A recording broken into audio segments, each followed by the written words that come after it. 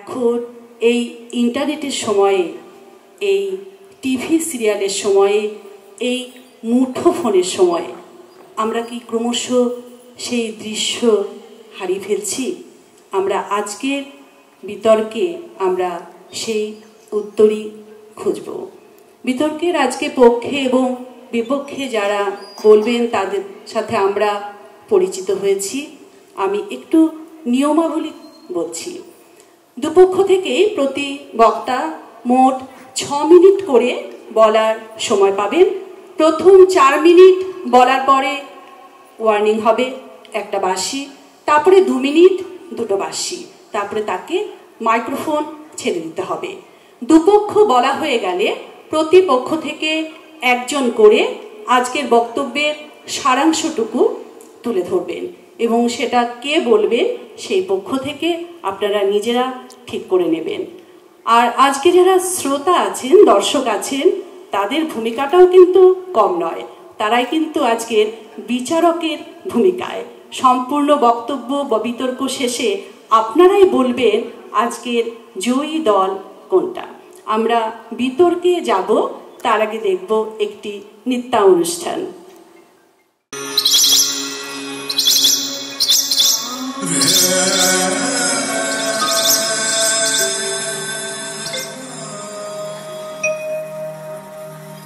নতুন বছরে তুমি খুব ভালো থেকো, স্বপ্নেরা সব পাখা মিলে যেন ওড়ে। নতুন বছরে সবাইকে ভালো রেখো, কাছে টেনো যারা আজও আছে অনাদরে। পৃথিবীটা আজ অভিমানে বড় নীল, বারুদ বাষ্পে বাতাস হচ্ছে ভারী। কমছে সবুজ উধাও যে খালবিল, সন্ত্রাস বুঝি আজকের মহামারী। নতুন বছরে ইচ্ছেরা পাক ভাষা, দেহ মনে সব সুস্থতা ঘিরে থাকে। প্রতিটি মানুষ মানবিক আরো হয়, সব গৃহকোণে লক্ষ্মী বিরাজ করে। নতুন বছরে বন্ধুতা আরো চাই, ভেদাভেদ ভুলে একসাথে পথ চলা। নতুন বছরে নতুন শপথ হোক, ভুবন গ্রামেতে চেতনার আলো জ্বালা। নতুন বছরে নতুন শপথ হোক, ভুবন গ্রামেতে চেতনার আলো জ্বালা।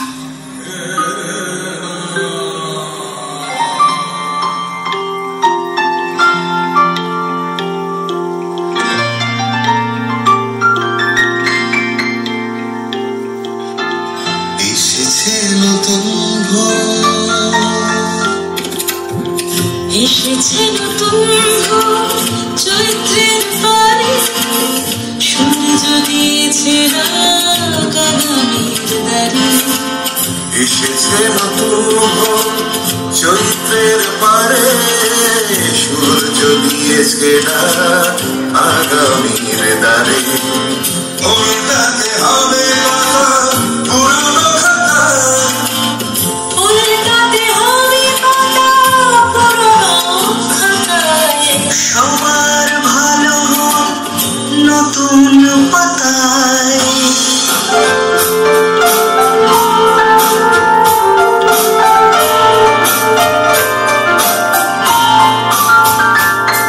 আবার আসিব ফিরে ধার ফিরে তীরে তীরে এই বাংলায়।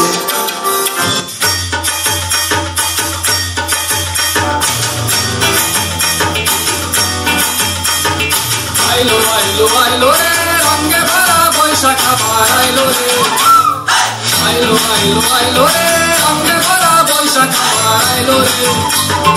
পাগলা মনে রঙিন থাকে নাগরে চুলায় বছরে ঘুরে, একটা আকারে সুরটা ফুটে হাজার প্রাণের বাউল সুরে। চেষ্টা জুড়ে খুশির করে একটা কথাই সবার মনে, আইলো আইলো আইলো রে। আইলো আইলো আইলো রে রঙে ভরা বৈশাখ আবার আইলো রে। পাগলা মনে রঙিন থাকে নাগরে চুলায় বছরে ঘুরে, একটা আকারে সুরটা ফুটে হাজার প্রাণের বাউল সুরে। চেষ্টা জুড়ে খুশির করে একটা কথাই সবার মনে, আইলো আইলো আইলো রে। আইলো আইলো আইলো রে রঙে ভরা বৈশাখ আবার আইলো রে।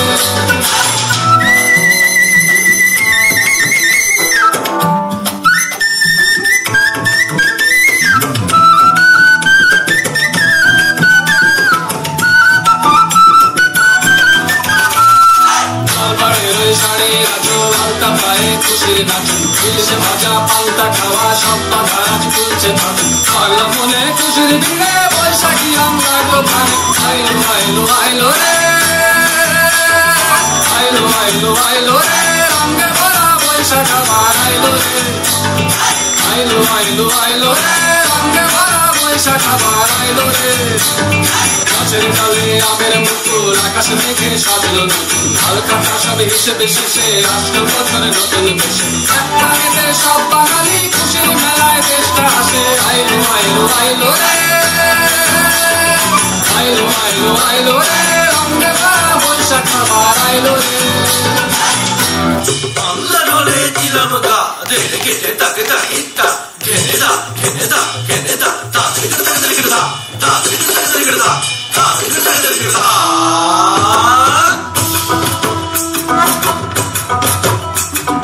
ধামসা মাদল বাজাও উৎসবেরই সাজ সাজাও বাংলা মায়ের কপালে টিপ দিয়ে যাও ধামসা মাদল বাজাও উৎসবেরই সাজ সাজাও বাংলা মায়ের কপালে টিপ দিয়ে যাও নতুন সাজে বুকের মাঝে বাংলা দিয়েছে ডাক আজকে পয়লা বৈশাখ আজকে পয়লা বৈশাখ আমাদের রসে বসে দিনের শেষে বাংলা টুকুই থাক পয়লা বৈশাখ আজকে পয়লা বৈশাখ আমাদের রসে বসে দিনের শেষে বাংলা টুকুই থাক আজকে পয়লা বৈশাখ আজকে পয়লা বৈশাখ আমাদের রসে বসে দিনের শেষে বাংলা টুকুই থাক পয়লা বৈশাখ আজকে পয়লা বৈশাখ আমাদের রসে বসে দিনের শেষে বাংলা টুকুই থাক পয়লা বৈশাখ আজকে পয়লা বৈশাখ আমাদের রসে বসে দিনের শেষে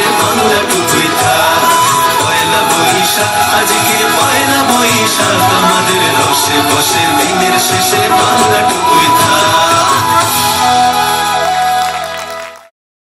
উপস্থিত সবাইকে আমি নববর্ষের প্রীতি শুভেচ্ছা ও নমস্কার জানাই এটা নিয়ে কোনো ভাগাভাগি নেই পক্ষে যারা তাদের পক্ষেও জানাচ্ছি যারা বিপক্ষে তাদেরও জানাচ্ছি আমাকে বাঙালি বই পড়া ভুলে গেছে বা বই পড়ে না পক্ষে রাখলে যে কথাগুলো বলতাম বিপক্ষের চেয়ারে বসলেও সেই কথাগুলোই বলতাম কারণ আমি পড়ি না যারা পড়েন তাদেরকে রাখা হয়েছে সেই চেয়ারে যেখানে বসে ওরা তথ্য দিয়ে বলতে পারবে যে বাঙালি বই পড়ে এটা আমার জানবার জন্য কোনো রকেট সায়েন্সের প্রয়োজন পড়ে বলে মনে করি না যে বাঙালি বই পড়া ভুলে যাচ্ছে এবং এই বই পড়া ভুলে যাওয়ার জন্য যদি কৃতিত্ব বা দায় কারো থাকে সেটা হচ্ছে আমরা যারা পরিবারের অভিভাবক আমাদের আমরা যারা একটা সময় বই পড়তাম তার পুরো কৃতিত্ব ছিল আমাদের পরিবারের অভিভাবকদের আজকে যারা বই পড়ে না তাদের জন্য পুরোপুরি দায়টা হচ্ছে পরিবারের অভিভাবকদের বাচ্চা খেতে চায় না হয়তো আমরাও খেতে চাইতাম না কিন্তু আমাদের সময় টিভিও ছিল না মোবাইলও ছিল না জোর করে টিভি বা মোবাইলের সামনে বসিয়ে দিয়ে টিভি চালিয়ে দেওয়া মোবাইল চালিয়ে দেওয়া সেটা দেখে দেখে খাওয়া এটা বাচ্চাদের মনে মাথায় রক্তের মধ্যে শিরায় শিরায় ঢুকিয়ে দিচ্ছি আমরা ওই মোবাইল আর তার হাত থেকে ছাড়ানো যাচ্ছে না আমরা ছোটবেলায় সুখ তারা বাড়িতে নিয়ে গিয়ে বাবার সাথে কাড়াকাড়ি করেছি মনে আছে ভাই বোনদের মধ্যে তো কাড়াকাড়ি হতো বাবাও টান দিয়ে নিতেন যে দেখি আমি একটু দেখি তোরা পরে দেখবি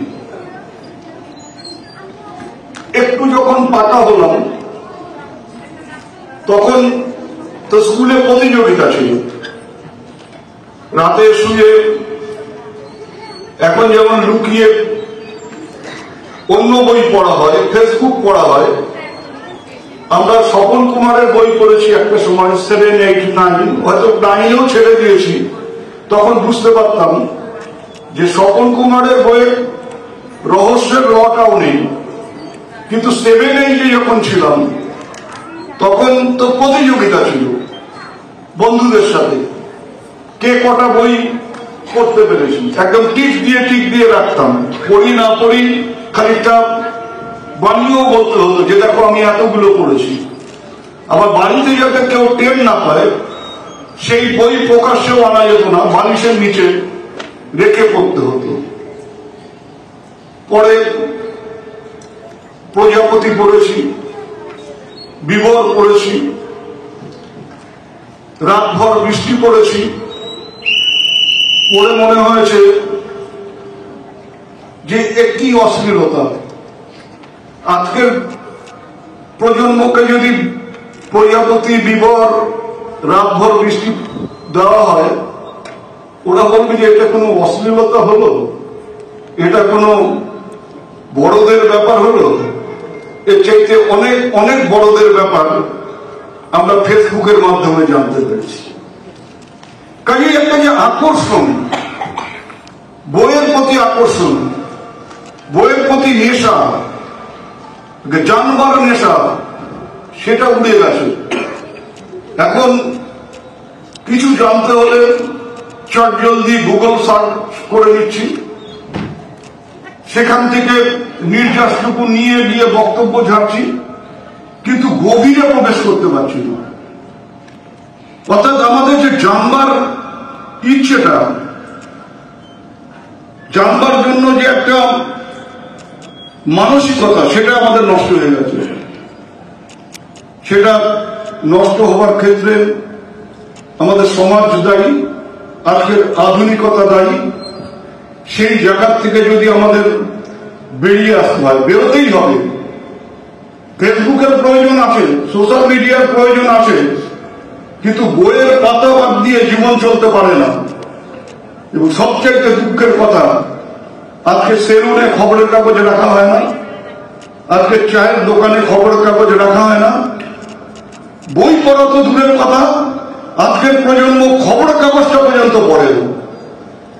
তাদের কাছে খবর হয়তো, যাদের খবর জানবার বিন্দু মাত্র ইচ্ছে থাকে, তারা হয়তো ব্রেকিং নিউজটা দেখে নিচ্ছে, তার মধ্যে দিয়ে খবর জানা। খবরটা কি, আসল খবরটা কোথা থেকে এলো, কি খবরের উৎস, সেটাকে আমরা জানার প্রয়োজন মনে করি না। এখান থেকে বেরিয়ে আসতে না পারলে আমাদের ভবিষ্যৎ আরো আরো অন্ধকার হবে। আমি তাই সবার কাছে আহ্বান করব যে আসুন, বই পড়ার অভ্যেসটাকে আমাদের নতুন করে চালু করতে হবে। ফেসবুক থেকে বেরিয়ে এসে বইয়ের পাতায় নতুন প্রজন্মকে নিয়ে যেতে হবে। ধন্যবাদ।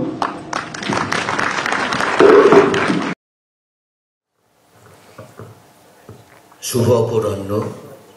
সবাইকে নববর্ষের প্রীতি ও শুভেচ্ছা জানাই। প্রথমে কৃতজ্ঞতা জানাই বিবর্তন সাহিত্য পত্রিকা এবং বিশেষ করে উজ্জ্বল দাকে।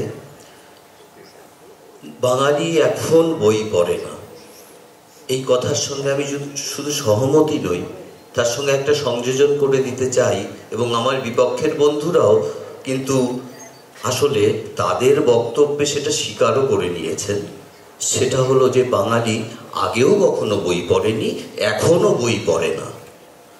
দেখুন, রবীন্দ্রনাথেরই কথা, এটা আমার কোনো কথা নয়। রবীন্দ্রনাথ বলছেন যে মেহগিনি মঞ্চ জুড়ি ৫০০০০ গ্রন্থ, সোনার জলে দাগ পড়ে না, খোলে না কেউ পাতা।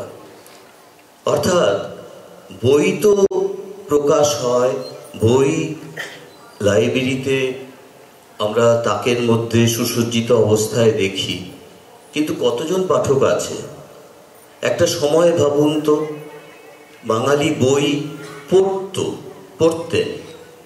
তার কিছু আমরা দৃষ্টান্ত রাখতেই পারি যে ৯-এর দশকের আগে যখন বিশ্বায়নের ঢেউ এখানে এসে লাগেনি, তখন অবধি এই মফস্বল শহরগুলিতে যে পাঠাগার বা লাইব্রেরি ছিল, আমি দায়িত্ব নিয়ে বলতে পারি যে আপনাদের মধ্যে সেই প্রত্যেকটি বাড়িতেই সেই পাঠাগারের সদস্যরা ছিলেন। তারা নিয়ম করে বই পড়তেন, বই আবার ফেরত দিয়ে আসতেন, আবার বই পড়তেন, নিয়ে আসতেন। এই লাইব্রেরিগুলোর আজকের অবস্থা কি দেখুন। আজকে আমরা যদি এটাকে এইভাবে দেখি যে বাঙালি এখন বই পড়ে না, তার সর্বোত্তম দৃষ্টান্ত হচ্ছে এখনকার লাইব্রেরিগুলো।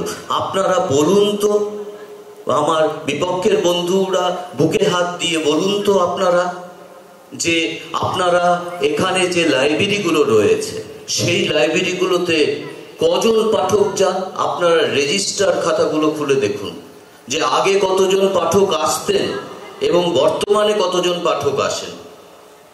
সুতরাং ভাবের ঘরে চুরি করে লাভ নেই। বাঙালি বই বিমুখ হয়েছে, এই বাস্তবতা আমাদের স্বীকার করে নিতেই হবে। দেখুন, বই মেলা, আমরা শুনলাম যে বই প্রচুর প্রকাশনা হয়েছে, বই মেলায় বই প্রকাশ হচ্ছে, সত্যি এটা নিয়ে কোনো আমিও সহমত। কিন্তু এমন কোনো সমীক্ষা করা হয়নি যে বাঙালি সেই বই কিনছে মানেই বই পড়ছে। প্রকাশ হচ্ছে বই। সেই সময় প্রমথ চৌধুরীকে একবার তার এক বন্ধু বলেছিলেন, আগের কথা বলছি, প্রমথ চৌধুরীকে বলেছিলেন যে তার এক ব্যারিস্টার বন্ধু, আচ্ছা মশাই, আপনি তো এত বই বার করেন, তো আপনার বই কি কেউ পড়ে? তখন তিনি বলছেন যে না, পোকায় কাটে। এরকম আরো দৃষ্টান্ত রয়েছে, অনেকের বক্তব্য আছে বই পড়া নিয়ে, আমি সেসবের মধ্যে যাচ্ছি না। আজকে বই প্রকাশ হচ্ছে, আমি খুব বাস্তব একটা চিত্র তুলে ধরি। যেমন পিওডি অর্থাৎ প্রিন্ট অন ডিমান্ড, আপনারা জানেন প্রচুর বই ছাপা হচ্ছে, তার মধ্যে কতগুলো প্রিন্ট অন ডিমান্ড, অর্থাৎ যেখানে 10টা বা 20টা বই ছাপা হচ্ছে।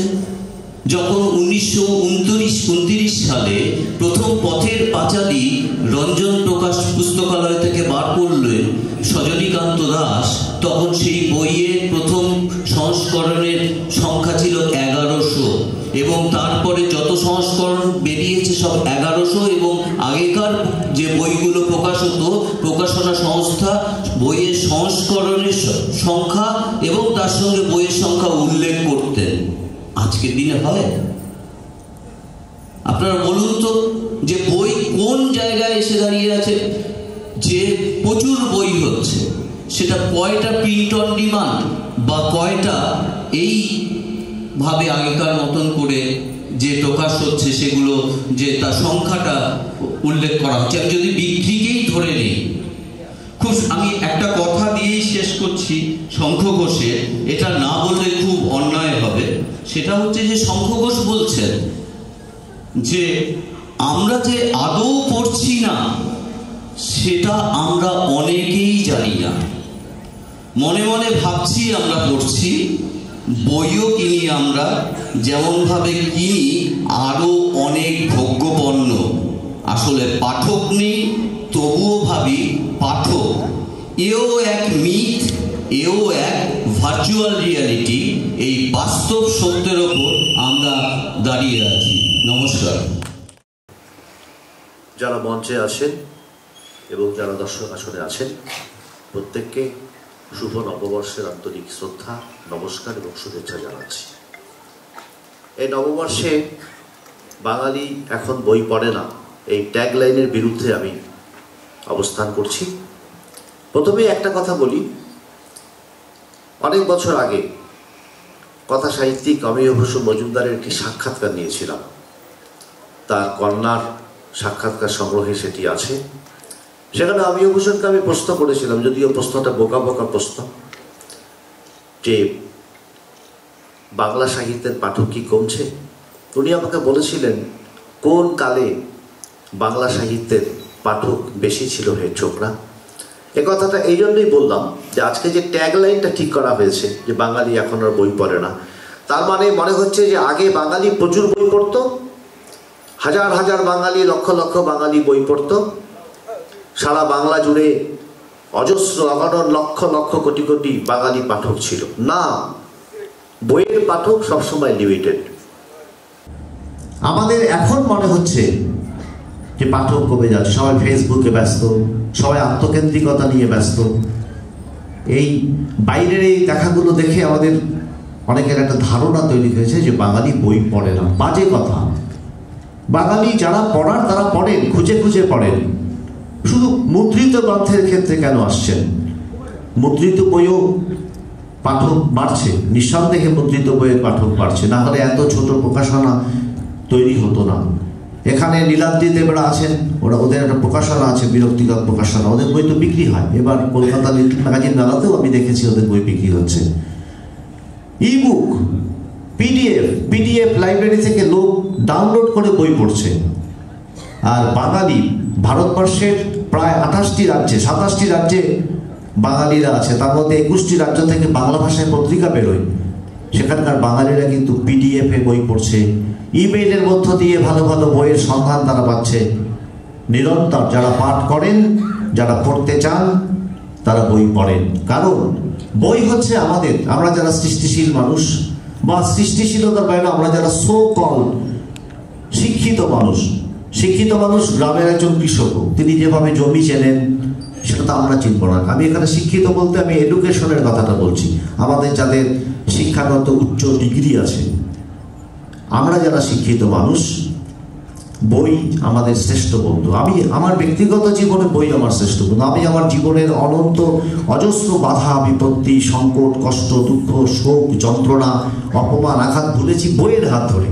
কেউ যদি আমাকে কষ্ট দেন, সেই কষ্ট ভোলার জন্য আমি গ্রন্থের কাছে আশ্রয় নেই, এবং গ্রন্থ আমার সমস্ত কষ্ট দূর করে আমাকে নতুন করে আবার পুনর্নির্মিত হতে সাহায্য করে। বইয়ের বিকল্প নেই। বইয়ের মধ্যে যে আশ্রয়, বইয়ের মধ্যে যে একটা অদ্ভুত একটা আশ্রয় বই আমাদের কাছে। হ্যাঁ, যারা এই ট্যাগলাইনের পক্ষে কথা বলবেন, মাননীয় উদয়ন গুহ বাবনদা কিন্তু এখনো উনি প্রথমে বললেন যে আমি এখন বই পড়ি না, পরে বোঝা গেল উনি বই পড়েন। উনি বুদ্ধদেব বসুর রামধরে মিষ্টির কথা বললেন, সমরেশ বসুর প্রজাপতি বিবরের কথা বললেন। আমি যতটুকু ওনাকে চিনি উনি কিন্তু বই পড়েন, এবং অনেক কবির কবিতাই উনি পড়েন। আমার সঙ্গে কখনো কোনো অনুষ্ঠানে দেখা হলে কিন্তু আমাদের কথা হয়, লেখাপড়া নিয়ে কথা হয়। আসলে ব্যাপারটা কি, আমরা দেখতে পাচ্ছি না। বই পড়া হচ্ছে, বই বিক্রি হচ্ছে। 100 জন বই কিনলে 70 জন পড়ছেন, 30 জন হয়তো পড়ছেন না। আগেও হতো। আজকের থেকে 40 বছর আগে রবীন্দ্র রচনাবলী অনেক মানুষ কিনতেন, বাড়িতে সুন্দর করে সাজিয়ে রাখতেন। কারণ রবীন্দ্র রচনাবলী, শরৎ, বঙ্কিম বাড়িতে সাজিয়ে রাখাটা হচ্ছে স্ট্যাটাস সিম্বল।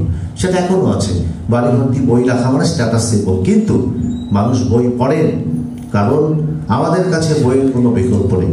কাজেই এই ট্যাগলাইন যারা ঠিক করেছেন তাদেরকে বলবো, অনুগ্রহ করে এই ধরনের ট্যাগলাইন আপনারা খুব বেশি সম্প্রচার করবেন না।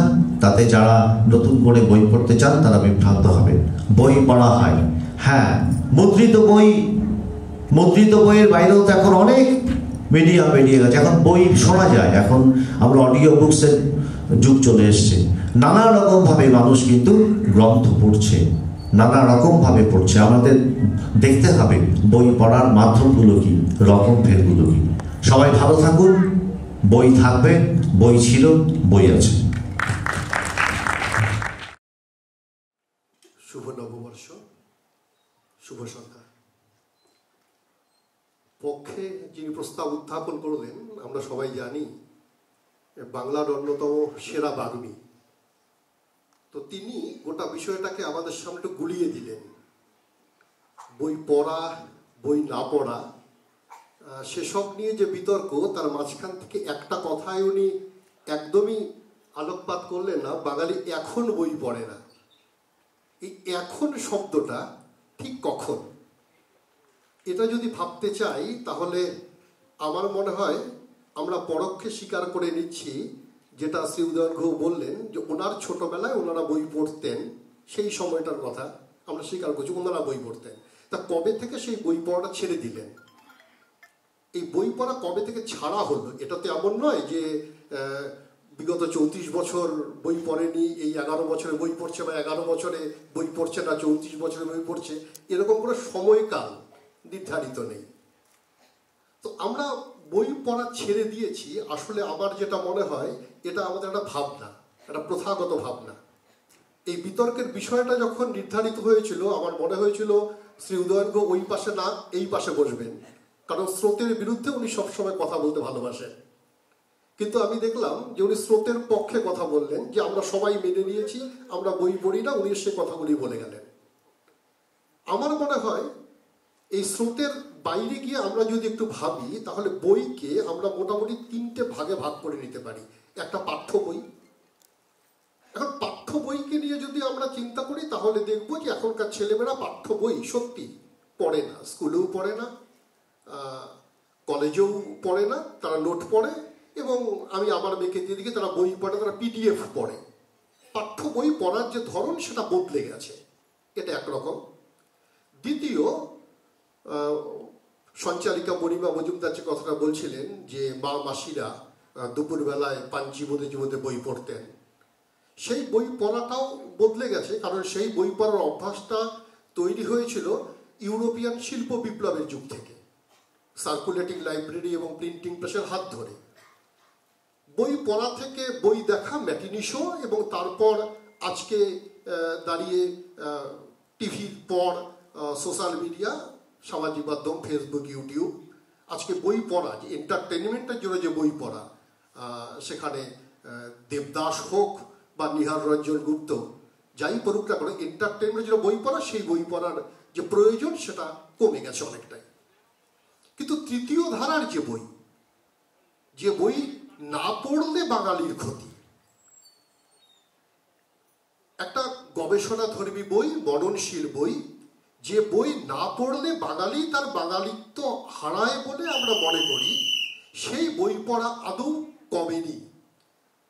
সেই বই পড়ার অভ্যাস আদি অন্তকাল থেকে চলত এবং চলবে।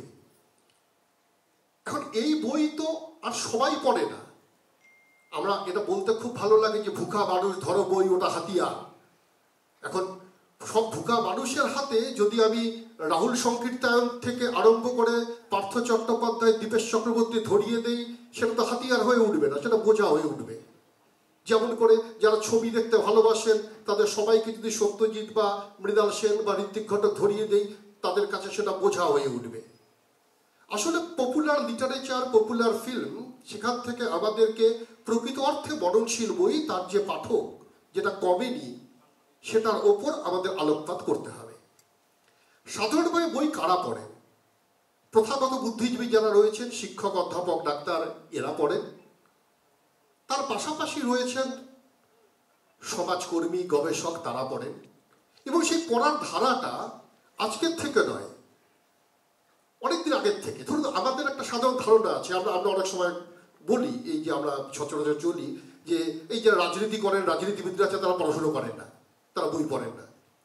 কিন্তু আমি আমাদের আগের প্রজন্মের রাজনীতিবিদদের কথা যদি আমরা ধরি, আমরা জানি যে দিনহাটায় শ্রী উদয়ন গুহর পিতা কমল গুহ, তিনি একদম নিবিষ্ট পাঠক ছিলেন। পাশের জেলা চলে যাই, জলপাইগুড়ি, সেখানে মানিক সান্যাল নিবিষ্ট পাঠক ছিলেন।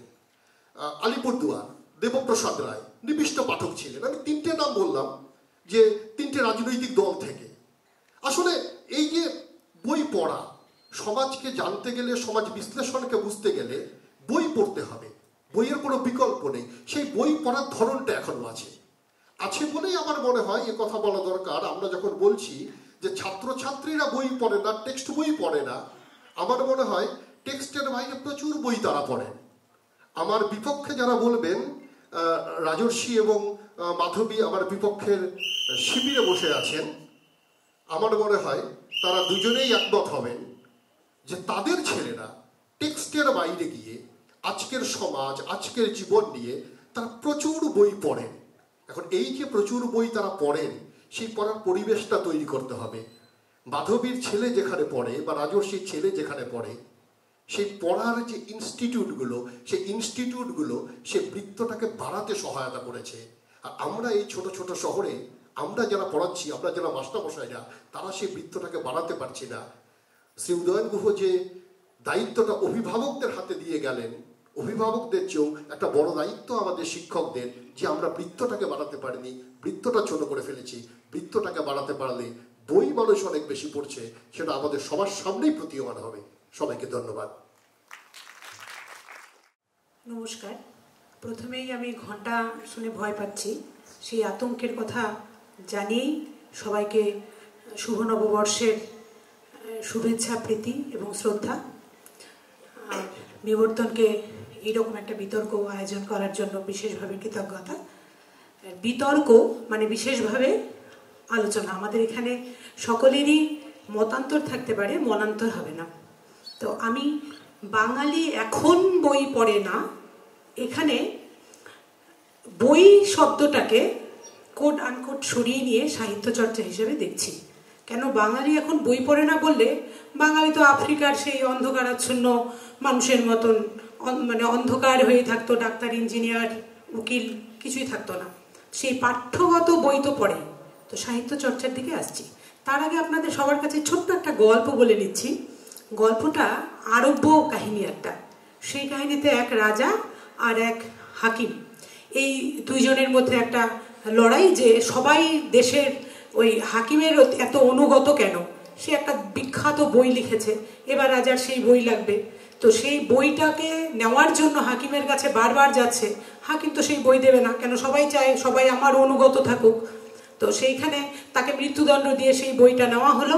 তারপরে তো বাহ্যজ্ঞান হারিয়ে রাজা সেই বই পড়ছে, পড়তে পড়তে পৃষ্ঠা উল্টাচ্ছে, স্বভাবজাতভাবে আমরা যেটা করি, জিভে হাত দিচ্ছে, বই উল্টাচ্ছে। তো বইটা মোটামুটি যখন পড়া শেষ, তখন একটা পাতায় এসে দেখছে যে আমি জানতাম আমার মৃত্যুদণ্ড হবে, তার প্রতিশোধটাও আমি এই বইয়ের মধ্যেই রেখে গেছি, আমি বইয়ের মধ্যে বিষ মিশিয়ে দিয়েছি। এই লেখাটা পড়া মাত্রই তো রাজার, ততক্ষণে রাজা মৃত্যুর কোলে ঢলে পড়ল এবং এই কথা চারদিকে ছড়িয়ে পড়ল। এইবার আমার মনে হয় বাঙালি এই খবরটা খুব ভালো করে শুনেছিল, তার জন্য বাঙালি বই পড়ে না। বই পড়ে না কেন বলছি, দেখুন এই যে মাছি মারা কেরানি শব্দটাকে বাঙালি কত বিকৃতভাবে অর্থ দিয়েছে। বলছে যে অন্ধ অনুকরণ করা হয়, যে অন্ধ অনুকরণ হচ্ছে মাছি মারা কেরানি। অথচ আপনারা যারা এখানে বসে আছেন সবাই একবার ভাবুন তো, মশা মারা যত সহজ মাছি মারা তত সহজ, টিকটিকি বা আরশোলা মারা যত সহজ মাছি মারা তত সহজ এই জন্য নয়, মাছির চারদিকে চোখে অসংখ্য চোখ আছে, ও নানানভাবে নিজেকে প্রতিরোধ করতে পারে। রুশ পণ্ডিত আনাতোল ফ্রান্স তিনি বলেছিলেন, কাশ আমার যদি এরকম চোখ থাকতো তাহলে আমি বিশ্বটাকে এইভাবেই দেখতে পারতাম। বাস্তবে তো আর তা সম্ভব নয়। তো সেই জন্য আনাতোল ফ্রান্স ভেবেছেন আমরা জ্ঞানচক্ষু তো জাগ্রত করতেই পারি। তো জ্ঞানচক্ষু জাগ্রত করার জন্য যা করা দরকার তা পড়া পড়া। কিন্তু বাঙালি তো পড়বে না, কারণ বাঙালি তো ডেমোক্রেসির অর্থ সাহিত্য চর্চাকে ভাবে না, ভাবে ডেমোক্রেসি মানে অর্থনৈতিক সমৃদ্ধি। এর জন্য আমরা সবাইকে ডাক্তার, ইঞ্জিনিয়ার বানানোর জন্য গাদাগুচ্ছের বই কিনে দিচ্ছি। কিন্তু আজকের মঞ্চে যারা দর্শক আসনে বসে আছেন তারা বলেন তো, কারো বাচ্চা বড় হয়ে যদি মানে বলে বাবা তুমি বড় হয়ে কি হবে, মা তুমি বড় হয়ে কি হবে, যদি বলে আমি ভবঘুরে হব, বা কেউ যদি বলে আমি ডাক্তার, আমি কবি হব, সাহিত্যিক হব, মা বাবার বুকটা কেঁপে উঠবে না? বা আমরা পরিহাস করবো না, কি বলে ভবঘুরে হবে, ও কবি সাহিত্যিক হবে? কারণ আমরা দেখতে পাচ্ছি এইখানে কোনো সরাসরি অর্থনৈতিক বেশিভাবে সচ্ছলতা পাই না। আর বাঙালি বই পড়ে না আরেকটা কারণে আমি বলছি, এই যে এত গাদাগুচ্ছের বই বেরোচ্ছে, বই মেলা হচ্ছে, বেস্ট সেলার হচ্ছে, পাঠ প্রতিক্রিয়া কোথায়? পাঠ প্রতিক্রিয়া থাকতে গেলে আমরা যাদের বই কিনি কিছুটা সৌজন্যবশত কিনি, কেউ পাবলিশার্সের সঙ্গে যোগাযোগ করার জন্য কিনি, কেউ পরবর্তীতে নিজের পাণ্ডুলিপি তুলে দেওয়ার একটা দুর্বলতার রাস্তা করে দিচ্ছি। কিন্তু সত্যিকারের যদি আমরা সেই বেস্ট সেলার বইটাও পড়তাম, তার হাজার পাঠ প্রতিক্রিয়া থাকতো। পাঠ প্রতিক্রিয়া দিতে গেলে ওই খুব ভালো লিখেছো, অসাধারণ হয়েছে তোমার বইটা, এটা বলে দেওয়া যত সহজ, আর একটা গঠনমূলক সমালোচনা করার জন্য যে পাঠ দরকার সেই পাঠ বাঙালির নেই। আর এখন পড়ে না এই কথাটা ভুল, আগেও পড়তো না। যদি আগে পড়তো তাহলে প্রমোদ চৌধুরী বই পড়া লিখতেন না, আর সৈয়দ মুস্তাফা আলী বই কেনা লিখতেন না, এবং হাজার এইরকম ধরনের বিতর্ক সভা হতো না। বাঙালি বই পড়ে না তার আরেকটা প্রমাণ বলছি, এই লাইব্রেরি ওরিয়েন্টেশন প্রত্যেকটা স্কুলে, আমি একটা বিদ্যালয়ের শিক্ষক লাইব্রেরি রয়েছে, লাইব্রেরি শিক্ষক রয়েছে, অথচ লাইব্রেরি শিক্ষকের কাজ কি? ডিপিও অফিস থেকে গিয়ে বই নিচ্ছে আর স্টুডেন্টদের কাছে বই তুলে দিচ্ছে। কেন ক্লাস নেই? এই দারিদ্র সীমার নিচে যারা, যেসব বাচ্চারা মিড ডে মিলের জন্য স্কুলে যায়, ওরা কিভাবে শখ মেটাবে? ওদের ছোটবেলার থেকে ইঁদুর দৌড় না শিখিয়ে ইঁদুর দৌড়ের সঙ্গে সঙ্গে সাহিত্য চর্চার দিকে আমরা সেই মুখী করতে পারছি না কেন? পশ্চিমবঙ্গ সরকার অসাধারণ সব সহায়ক পাঠ করেছে।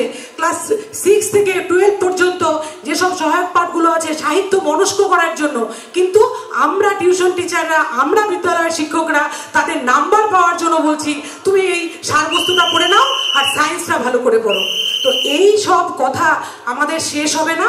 আমি বারবার বলবো, যদি বাঙালি আগের মতন পড়তো বা এখন পড়তো এ বলে কথা নেই।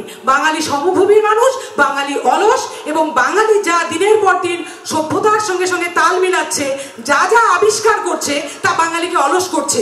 চাকা যখন ছিল না তখন মানুষ হাঁটতো, এখন আগে বই ছিল, এখন অনলাইন এসছে, অনলাইনে নিজেকে বিনোদন করে নিচ্ছে। বাঙালির ঠিক দোষও দেওয়া যায় না। আমি বাঙালি হিসাবে আমিও অলস হয়ে গেছি, সেভাবে পড়তে পারি না। ধন্যবাদ, সবাই ভালো থাকবেন। বাঙালি অত্যন্ত সচেতন জাতি। বাঙালি বিশ্বাস করে, বার্টন রাসেল একটা কথা বলেছেন না, যে মনের মধ্যে একটা জগৎ তৈরি করো, বাইরে যখনই দেখবে সমস্যা ওই জগতের মধ্যে ডুব দাও, দেখবে স্বস্তি পাবে। এই কথাটা বাঙালির চেয়ে বেশি ভালো কেউ বোঝেনি। বাঙালি সব সময় নিজের মধ্যে স্বস্তি পেয়েছে, তৃপ্তি পেয়েছে। আর ওই যে এখন আর বই পড়ে না, বিবর্তন খুব চতুরভাবে এখন কথাটাও বসিয়েছে। ওই যে বললাম, বলতে চাইছেন তারা এখনো বই পড়ে। বাঙালি আত্মতৃপ্ত জাতি, বাঙালি তাদের শেকড়কে চেনে, তাদের শেকড়কে জানে। আর বাঙালির শেকড় জুড়ে সবচাইতে বেশি প্রতিফলিত হয় যেটা, সেটা বাঙালির বই পড়া। বাঙালি বই পড়া তো ছাড়েনি। সেই জন্যই যদি শুধু পশ্চিম বাংলার দিকে তাকান না, what Bengal things today, India things tomorrow, এই কথা আরেকটা আপনাদের সত্য প্রমাণ দিই। যারা প্রমাণ দেখতে চাইবেন একটু আমার সঙ্গে বিতর্কের শেষে এসে দেখা করবেন। 2021 সালের 8ই অক্টোবর একটা সমীক্ষার ফলাফল প্রকাশ করা হয়েছিল, যে সারা ভারতবর্ষ জুড়ে দেখা গেছে এক সপ্তাহে 8 ঘন্টা 16 মিনিট করে প্রতিটি মানুষ বই পড়েছেন। তখন কোভিডের একটা পরিস্থিতি চলছিল, এবং আনন্দের কথা, এই 8 ঘন্টা 16 মিনিট যাদের বই পড়ার জন্য চরচর করে বেড়েছে সেটা বাঙালি। তালি দিন একবার বাঙালিদের জন্য। এবার আমি আপনাদের দিকে তাকিয়ে একটা কথা বলতে চাই, আপনারা বুকে হাত দিয়ে বলুন তো, একজন বলুন কে বই পড়েন না? তাহলে আপনারা আপনারাই স্বীকার করছেন আপনারা বই পড়েন, তাহলে এইখানে বই পড়ে না কথাটা একদমই ভুল। ফলে আমি অনুরোধ করব যে যারা বিপক্ষে আছেন, আমি আমার অভিভাবক উদয়ন গুহকে বলবো, দাদা আপনি এইদিকে আসুন, আপনাকে আমরা আমাদের দলের কর্তার চেয়ারটা ছেড়ে দিচ্ছি। সত্যি কথা বলুন দাদা, আমরা খুব খুশি হব, পাঠক খুশি হবে, বাঙালি খুশি হবে। বাঙালি বই পোকা, বই প্রেমী। এই বাঙালিতে একটি ছেলে ঘরে অন্যের বাড়িতে কাজ করে একটি পত্রিকা প্রকাশ করে, 8টি সংখ্যা প্রকাশিত হয়েছে পত্রিকাটির। পত্রিকার নাম তিলোত্তমা। সেই পরিচালক ছেলেটির নাম বসন্ত কুমার জানা, আজকের ছেলে। এই বাঙালি নিজের সিগারেট খাওয়া ছেড়ে দিয়ে 3 পয়সার পালা বলে একটা ঘট বানিয়েছে। তাতে সিগারেট খাওয়ার পয়সাগুলো জমিয়েছে বই কেনার জন্য। তার নাম সন্দীপ দত্ত। আজকের দিনের বাঙালি বই পড়ে, এবং এটাই সত্য। ধন্যবাদ। ধন্যবাদ শ্রী অম্বরীশ ঘোষ মহাশয়কে। তিনি বললেন,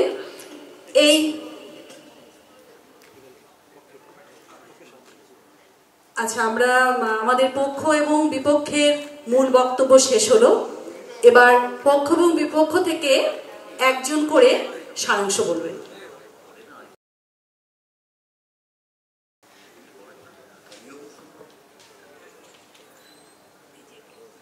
মানে এবার আমি তো যে কথাগুলো শুনছিলাম, জয়দীপ থেকে অম্বরীশ, সবাই প্রকারান্তর স্বীকার করে নিয়েছে যে বাঙালি বই পড়ে না, এখন পড়ে না। জয়দীপ জানতে চেয়েছিল যে কবে থেকে পড়ে না। আমি জয়দীপকে বলবো যে আজকের থেকে যদি 20 বছর আগে আমফান হতো, তুমি কি টের পেতে যে আমফানটা কোথার থেকে আসছে, কবে হচ্ছে, কবে শুরু হলো? এখন টের পাওয়া যায় যে আমফানের উৎস কোথায়, আমফানটা কবে গিয়ে তোমার ঘাড়ের উপর পড়বে তুমি সেটা বুঝতে পারছো। তুমি লক্ষ্য করো, বুঝতে পারবে যে কবে থেকে বই পড়াটা বন্ধ। সুবীর বলেছে যে বাঙালি তো বেছে বেছে বই পড়ে, সব বাঙালি বই পড়ে না। আমি বলছি যে সব বাঙালি বই পড়ে না, যেমন সেই বাঙালিরও যারা বই পড়তো তারা এখন পড়ে না। কারণ তার জন্য তুমি, আমি জানি না তোমার বয়স কত, তুমি শারদীয় আনন্দবাজার পাবে, দেশ পাবে, এরকম পত্রিকা আছে ওদের, ওটা পাবে। কিন্তু তুমি শারদীয়া নবকল্লোল বেরোতো, শারদীয়া উল্টোরাত বেরোতো, শারদীয়া জলসা বেরোতো, এগুলো কোথায় গেল? এগুলো বাঙালিরা পড়তো। আমার ঠাকুমা, তিনি ক্লাস 4 পর্যন্ত পড়েছিলেন। তিনি সেই সময়কার বিধবা, যার চুল কেটে ফেলতে হয়েছিল, যিনি একবেলা ভাত খেতেন, সারা জীবন রাতে খই খেয়েছেন, তিনিও জলসা পড়তেন, উল্টোরাত পড়তেন। ট্রেনে যেতে যেতে আমার সহযাত্রী ঠাকুমা বই পড়ছেন দেখে বলেছিলেন মডার্ন ঠাকুমা। সেই মডার্ন ঠাকুমারাও কিন্তু এখন বই পড়েন না। এটা হচ্ছে দুঃখের কথা। আর একটা জিনিস আমি বলবো, অম্বরীশ বলেছে যে আমার বই নাকি মুড়ি মুড়কির মতন বিক্রি হয়েছে। আমি অম্বরীশকে একটু কথা বলতে চাই যে আমার নাম উদয়ন গুহ, আমার পেছনে একটা মোটা ল্যাজ আছে, তাই আমার বই বিক্রি হয়েছে। যেদিন ওই ল্যাজটা থাকবে না সেদিন বইটা বিক্রি হবে না। অম্বরীশের যদি ওই রকম একটা ল্যাজ তৈরি হয় তাহলে অম্বরীশেরও বই বিক্রি হবে, নিশ্চিন্ত থাকতে পারো। তাই বাঙালি বই পড়ছে না, এটাই হচ্ছে কথা। কি করে পড়ানো যায় সবাই মিলে সেটা ভাবতে হবে। ধন্যবাদ।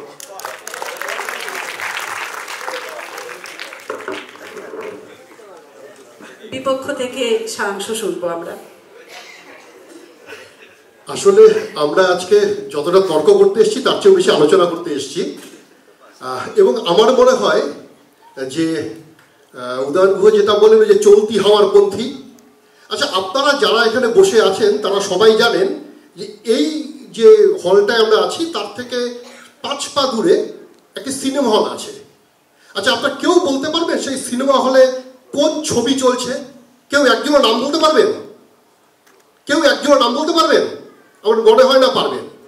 যদি নামও কেউ বলতে পারেন তাহলেও আপনারা বলতে পারবেন না যে আজকে সেই শোটা চলছে কিনা। কারণ 5 জন 6 জন 7 জন হলে পরে সিনেমার শোটা হয়, নইলে শোটা হয় না। তার মানে কি এই বাঙালি এখন সিনেমা দেখছে না?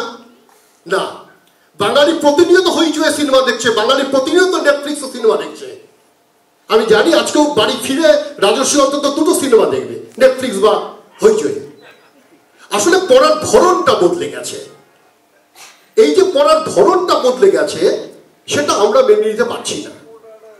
এবং শ্রী উদয়ন গুহ যে কথাটা বললেন যে ঠিক কবে থেকে এর শুরু ঠিক কবে থেকে সেটা বুঝতে গেলে আমাদের এটা মনে রাখতে হবে, যখন প্রথম টিভি এসেছিল তখন আমরা এইটা বলতে শুরু করেছিলাম, টিভি এসেছে মানুষ বই পড়া ছেড়ে দিয়েছে, দায়ীকে টিভি। এখন আমরা কি বলছি? মোবাইল এসেছে মানুষ বই পড়া ছেড়ে দিচ্ছে, দায়ীকে মোবাইল। মাঝখানে টিভিটা কোথায় গেল? আসলে আমরা নতুন টেকনোলজির সঙ্গে অভ্যস্ত হচ্ছি। বই পড়ছিলাম, তারপর যখন টিভি এলো তখন কড়ি দিয়ে কিনলামের মতন সিরিয়াল, তামসের মতন সিরিয়াল আমরা টিভিতে দেখতে শুরু করলাম, বই দেখতে শুরু করলাম। হ্যাঁ, এখন মডার্ন ঠাকুমা পাওয়া যায় না, তারা বই পড়েন না। তার কারণ আমার মা বই পড়েন না, আমার মা বসে রয়েছেন, আমার মা সারাদিন যতক্ষণ ইউটিউব দেখেন আমিও হয়তো ততক্ষণ দেখি না। কারণ এন্টারটেনমেন্টের দুনিয়াটা বদলে গেছে, এবং যারা এন্টারটেনমেন্টের জন্য বই পড়তেন তাদের বই পড়ার ধরনটা বদলে গেছে। বই একটা টেক্সট, এটা টেক্সট না, বইয়ের যে গঠন সেটা বদলে গেছে। বই মানে শুধু মুদ্রিত বই নয়, বই মানে যা কিছু অনলাইনে অ্যাভেলেবেল হয়, প্রতিটা পাঠ, প্রতিটা নিবন্ধ সেটাও বই, পত্রিকার উত্তর সম্পাদকীয় সেটাও বই। সেইভাবে আমার ভাবতে হবে বইয়ের যে চিরাচরিত ধারণা সেটার যে বদল হয়েছে সেটা যদি আমরা মেনে নেই তাহলে আমরা বুঝবো বাঙালির বই পড়া কমেনি, বই পড়ার ধরনটা বদলে গেছে। ধন্যবাদ সবাইকে। চলুন সবাই মিলে চেষ্টা করি যাতে পাঠক বাড়ে, এটাই বাবনদাকে অনুরোধ। সবাই মিলে চেষ্টা করি পাঠক বাড়ুক। আমরা দুপক্ষের বক্তব্য শুনলাম, সারাংশ শুনলাম। এবারে আজকের বিতর্কে কারা জয়ী হলো সেই সিদ্ধান্ত কিন্তু আপনারা নেবেন। আলোচনা, বিতর্ক, বই পড়া নিয়ে হলো। আমি আর কি দর্শকের প্রতিনিধি হয়ে দুই পক্ষকেই জয়ী করতে হয়। দুই পক্ষই এত ভালোভাবে তাদের নিজেদের বক্তব্যটা পেশ করেছেন, বলেছেন তথ্য দিয়ে, তো দুই পক্ষকেই আমরা বিবর্তনের পক্ষ থেকে